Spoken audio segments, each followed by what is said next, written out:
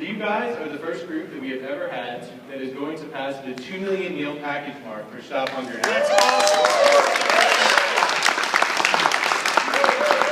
So to commemorate this experience, I have asked our founder, Buchanan, to come down and to say a special thank you to you guys. And we have something we'd like to present to each one of the churches that has been involved in feeding these 2 million people around the world. So with that, I'm going to pass the mic off to Ray here.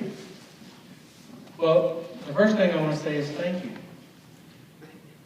On behalf of all the children that you will never meet that are alive today, because of what you have done and what you're doing, thank you.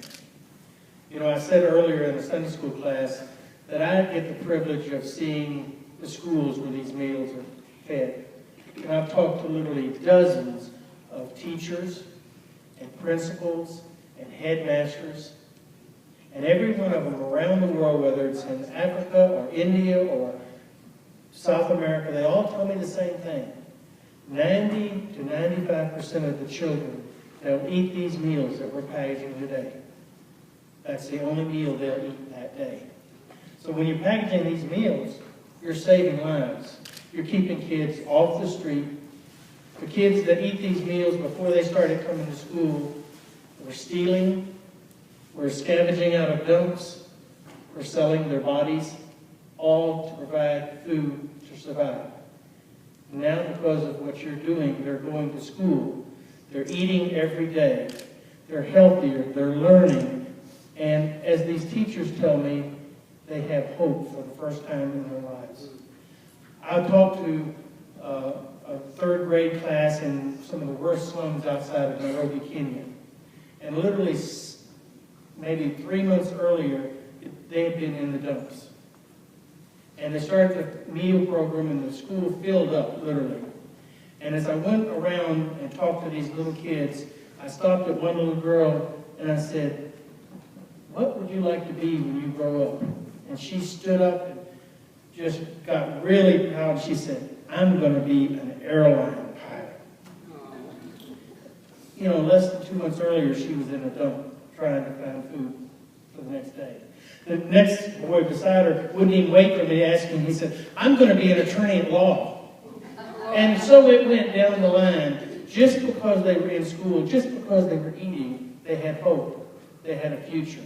And that's what y'all are doing here. So thank you so much for reaching out, not in Birmingham, but literally around the world to demonstrate that God is love. So thank you very much. And we do have some little tokens of recognition that we want to present right now, I think. Thank you very much. Give yourself a round of applause. You know, when I said earlier to a group as I was talking, what you're doing is demonstrating the gospel. You're actually living out the gospel in front of your neighbors. And believe it or not, that has an enormous impact for the church. And I don't like to talk about it, but what we're doing when we're packaging meals is just as important for ourselves as it is for those children that we're feeding, because we're actually working together to do the gospel. All right. We have some recognitions. I don't know if everybody's here, but Vestavia Hills United Methodist Church. Where's someone from that church? All right, come on up. All of these are the same, but they just say in appreciation of all you're doing, we give you thanks because you're making a difference around the world. God bless you. And Vestavia's packing 250,000 in April. 250. That's right. They decided to go out on their own and spread. That's the kind of evangelism I like. Just go out and make more disciples. And now we have St. Stephen's Episcopal Church. All right. It's hard to shake hands, hold a microphone, and give an award to, but thank you so much. God bless you for what you're doing.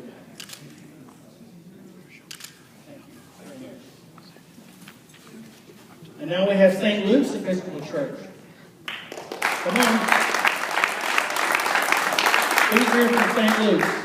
Nobody's here yet. I live near St. Luke. We are near St. Luke. I'm sure they'd appreciate you taking that. Mark Latour and Kent Kimberlin do a great job of representing and gathering all of our energies from St. Luke's. They're preaching in Anniston today, but they will be here later this week. Excellent. And now we have Brookwood Baptist Church. Anyone here from Brookwood yet? Okay, you know the Baptists are always a little late. So we'll get that out later as well. And finally, Canterbury Methodist Church. Everybody want to come up? Who wants to come up and claim Go, this? Rachel. Diane? But since Diane is going to come up and claim this, I'm going to take a moment of privilege, and I'm going to ask her, I'm not going to make her, but I'm going to ask her to tell the story of what happened in bed that night. I was reading a book. Thank you. I keep saying this, I was only a spark. I was only a spark. I'm not taking any credit. I just read a book for United Methodist Women.